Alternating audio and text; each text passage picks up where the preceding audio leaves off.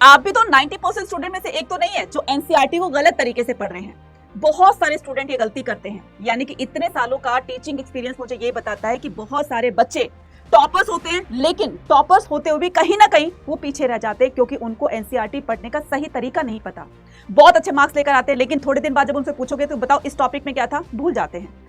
तो वो सही तरीका कौन सा है जो हमें लॉन्ग टर्म तक रिटेन रहे, तो वही तरीका आज आपको इस वीडियो के अंदर मिलने वाला है। सो अगर आपने सही तरीके से एनसीईआरटी को पढ़ करके हर एक कॉन्सेप्ट को अच्छी तरीके से समझा, तो यही चीजें आपको सक्सेस की तरफ लेकर जाती हैं और इसी सक्सेस से आप अपने बोर्ड एग्जाम हो, सीयूटी एग्जाम हो या कोई भी एग्जाम हो, उसको अच्छा स्कोर कर सकते हो।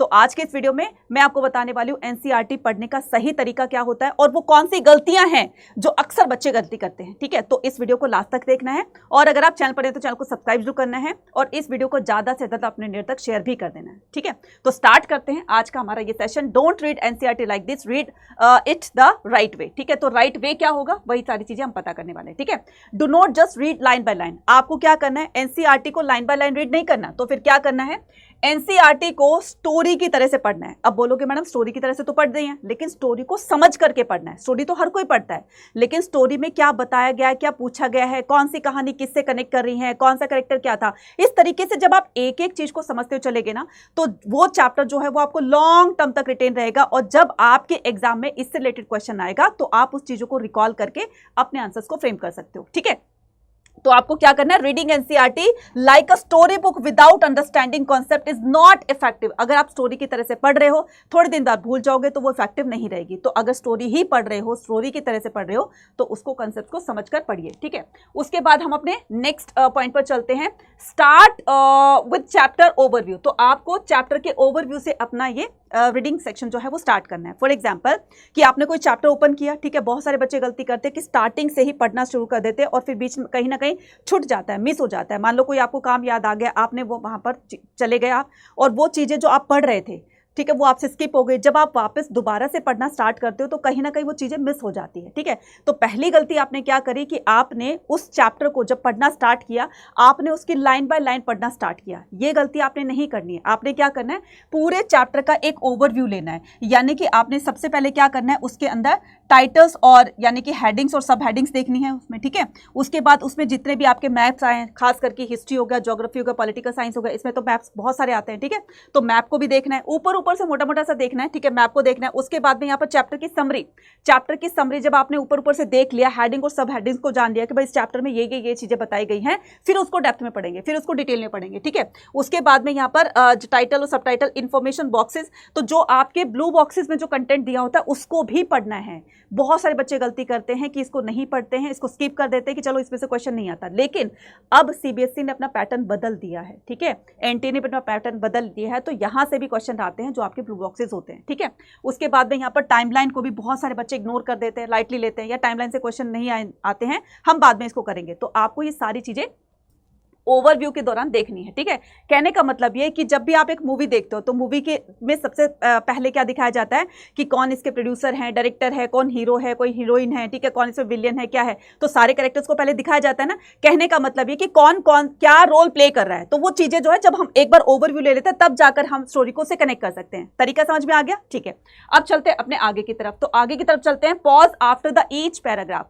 तो आपको हर एक पैराग्राफ के अंदर पॉज देना है। पॉज इन द सेंस कि ऐसा नहीं कि आपने एक पैराग्राफ पढ़ा और आधे घंटे के लिए फिर टहलने निकल गए हो, ठीक है, मौज मस्ती करने के लिए, ऐसा नहीं करना है। पॉज का मतलब है थोड़ा सा रुकना है। जैसे कि आपने एक पैराग्राफ को पढ़ा, एक पैराग्राफ को पढ़ने के बाद थोड़ा सा उसको 2 से 3 मिनट या 5 मिनट का थोड़ा सा गैप दीजिए, उसको रिकॉल करने की कोशिश कीजिए। बुक को बंद कर दीजिए, साइड में रख दीजिए, उसको रिकॉल करने की कोशिश कीजिए। इससे क्या होगा कि वो स्टोरी आपके माइंड में बिल्कुल प्रिंट हो जाएगी, बिल्कुल छप जाएगी, जिसकी वजह से आप इस स्टोरी को यानी कि इस पैराग्राफ को आप अगले पैराग्राफ से कनेक्ट कर सकते हो। ठीक है, तो इसका मतलब ये हो गया।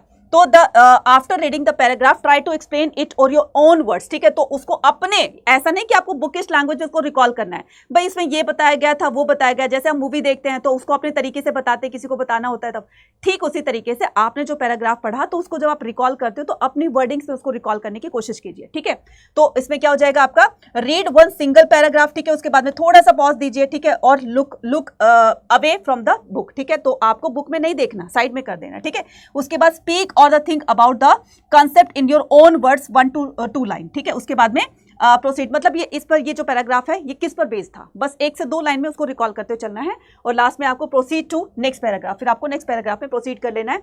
This introduce the cognitive fictions, it feel the slower, ठीक है, हालांकि ये थोड़ा सा स्लो होगा, स्लो वर्क करेगा, लेकिन ये लॉन्ग टर्म तक रिटेन रहेगा, ये सोच लेना, ठीक है। उसके बाद में but builds the permanently memory, ठीक है। उसके बाद में हाईलाइट 1 इंपॉर्टेंट कीवर्ड्स, आपको क्या करना है, जो भी आप एनसीईआरटी जब आप पढ़ते हो ना, तो उनके जो कीवर्ड्स होते हैं बच्चा, उनको हाईलाइट जरूर करना है, ठीक है। हाईलाइट कर लो या अंडरलाइन कर लो, ताकि जब आप दोबारा से जब उसकी आप रिवीजन करो या दोबारा रीडिंग करोगे तो आप उसको अच्छे से उस पर फोकस करके और दोबारा से मोटा मोटा एक बार जान लें, ठीक है।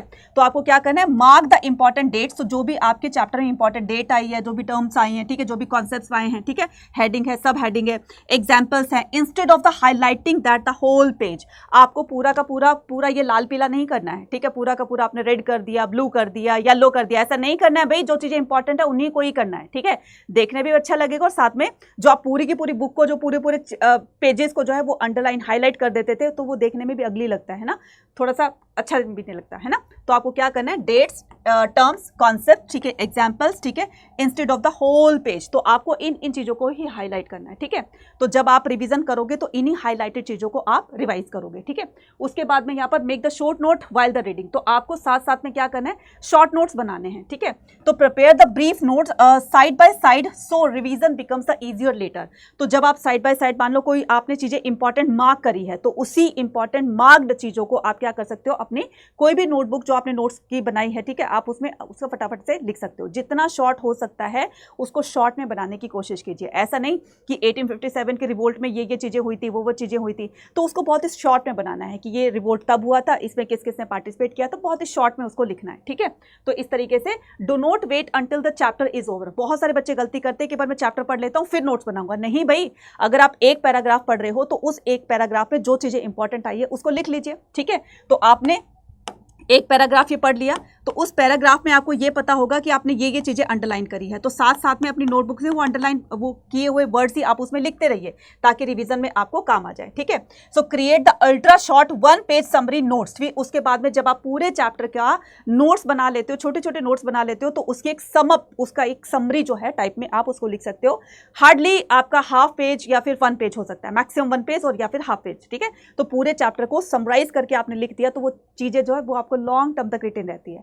आप यकीन मानना बच्चे, इतने सालों का टीचिंग एक्सपीरियंस मेरा ये कहता है कि अगर आप में से किसी ने भी इसको फॉलो कर लिया ना, तो डेफिनेटली आपके हर एक एग्जाम के अंदर अच्छा स्कोर आएगा ही आएगा, ठीक है। आप इसको ट्राई जरूर करके देखना। Do not skip NCERT question. बहुत सारे बच्चे गलती करते हैं कि पीछे जो एनसीईआरटी के बैक एक्सरसाइज दी होती है उसको बिल्कुल भी नहीं पढ़ते हैं, उसकी तरफ ध्यान भी नहीं देते हैं कि चलो हमने रीडिंग कर ली है, पूरा चैप्टर हमें समझ में आ गया, चलो छोड़ो, लास्ट की एक्सरसाइज बाद में करेंगे ना।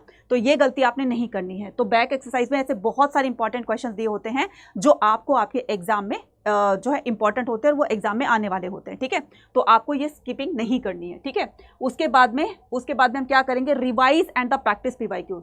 ये आपके लिए ना एक ऐसा रामबाण है, ये आपके लिए एक ऐसी की है, सक्सेस की ऐसी की है जिसको आप अनलॉक करके सक्सेस के दरवाजे में एंटर करके आप सक्सेस पा सकते हो, ठीक है। तो ये जो है पीवाईक्यूज को सॉल्व करना बहुत बहुत ज्यादा जरूरी होता है। Reading alone is not enough. देखो, खाली रीडिंग करना इनफ नहीं होता है। Revise regularly and solve the previous year question. अब आपको ये देखना है कि जब आप previous year question paper solve करते हो तो उसमें किस चैप्टर से क्वेश्चन ज्यादा पूछे गए हैं। उस चैप्टर में अगर मैंने ये क्वेश्चन कर लिया, ठीक है, ये क्वेश्चन कर लिया, तो मैं इसका आंसर कैसे लिखूंगा। तो ये सारी चीजें बिल्ड करेंगे जब आप पीवाईक्यूज को सॉल्व करोगे, ठीक है। तो इससे 2 चीजें आपकी बेनिफिट रहेंगी, ठीक है। आपको जो 2 चीजें बेनिफिट देने वाली है, सबसे पहले आपको ये पता चल जाएगा किस चैप्टर से ज्यादा क्वेश्चन पूछे गए हैं, किस क्वेश्चन का आंसर हमें कैसे देना है, और साथ में आपकी जो हैंड राइटिंग है या जो आपकी राइटिंग स्पीड है वो भी आपकी इंक्रीज हो जाएगी। इसलिए पीवाईक्यूज को सॉल्व करना मत भूलेगा। पीवाईक्यूज बहुत बहुत ज्यादा इंपॉर्टेंट होते हैं, ठीक है। एनसीईआरटी चैप्टर्स रॉ इन्फॉर्मेशन होती है, ठीक है। पीवाईक्यूज जो है वो प्रीवियस ईयर क्वेश्चन पेपर जिनको सॉल्व करके आप अपना कॉन्फिडेंस लेवल बिल्ड कर सकते हो, और एग्जाम रेडी इनसाइट, यानी कि आपने ये 3 चीजें फॉलो कर ली ना, इसका मतलब आप पूरी तरीके से तैयार है अपने एग्जाम के लिए, ठीक है, अच्छा स्कोर पाने के लिए।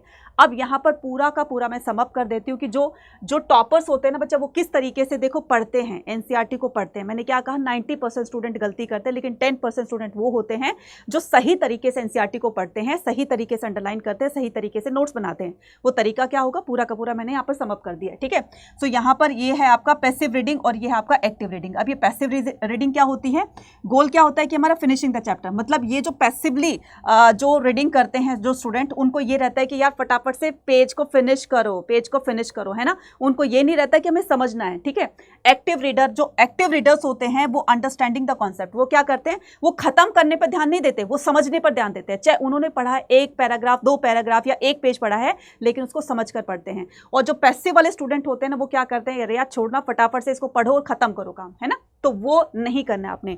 Highlighting, painting the whole page, तो वो बच्चे क्या करते हैं, भाई मैंने तो पढ़ लिया और मैंने इसको अंडरलाइन कर लिया, पूरे के पूरे पेज को अंडरलाइन करते हैं, और जब चैप्टर खत्म होने तक आता है तो देखते हैं और यार मैंने तो पूरी के पूरे चैप्टर्स को ही अंडरलाइन कर लिया। अब सोचो जरा, जब आप एग्जाम टाइम में रिवाइज करोगे तो क्या रिवाइज करोगे, आपने तो पूरा चैप्टर आपने तो लाल पीला कर दिया है ना। तो आपने क्या करना है, जो टॉपर्स होते हैं वो क्या करते हैं, वो टारगेटिंग आइसोलेटेड की वर्ड्स ओनली, तो वो उन्हीं चीज़ों को हाईलाइट करते हैं जो बहुत इंपॉर्टेंट होता है, क्योंकि वही रिवीजन में काम आने वाली होती है, ठीक है।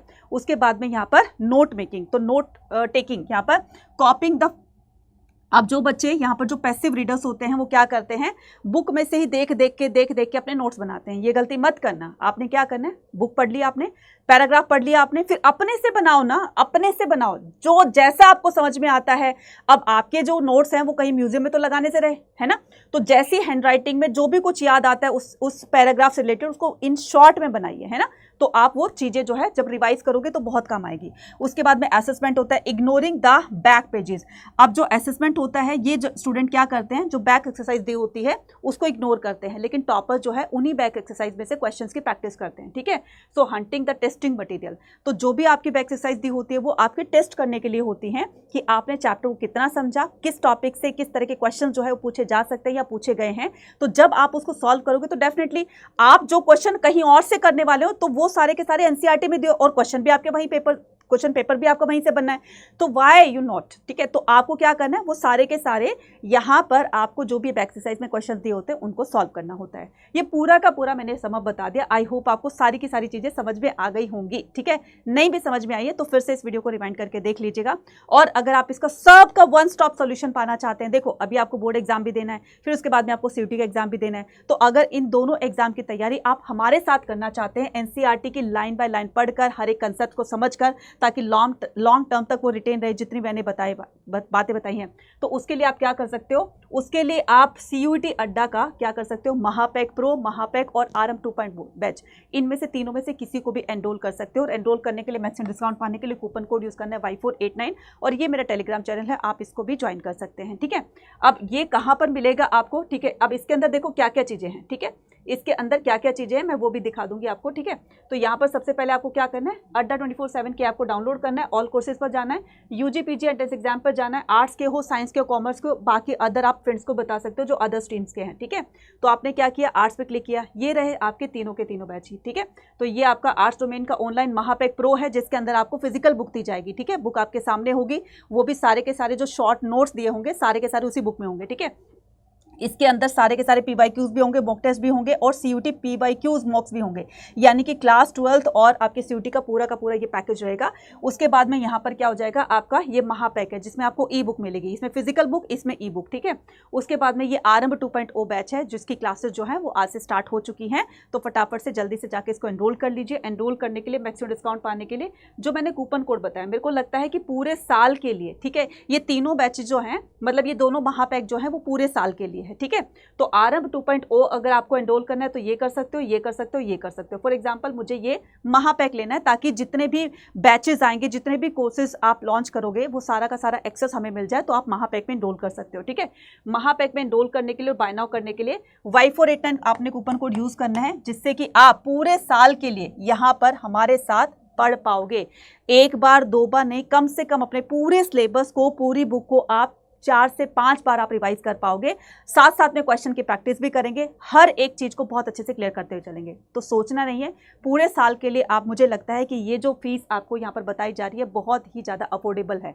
तो पूरे साल ना तो कहीं आपको कहीं से दूसरा स्टडी मटेरियल लेना है, कहीं ट्यूशन्स के लिए जाना है, कहीं पर कुछ करना है, सब कुछ आपको यहीं पर मिलेगा। ठीक है, तो सोचिए मत, यहाँ पर शुरुआत कर दीजिए। बाकी अगर कोई भी डाउट होता है तो आप क्या कर सकते हैं, आप मुझे कॉमेंट सेक्शन में लिखकर पूछ सकते हैं। और इसके लिए हमारा एक कम्युनिटी का चैनल भी दिया हुआ है, अगर आप 2027 की तैयारी कर रहे हैं सीबीएसई की, तो आप कम्युनिटी को भी ज्वाइन कर सकते हो। ठीक है, तो मिलते हैं अपने नेक्स्ट वीडियो में। Till then take care, bye bye to everyone, thank you.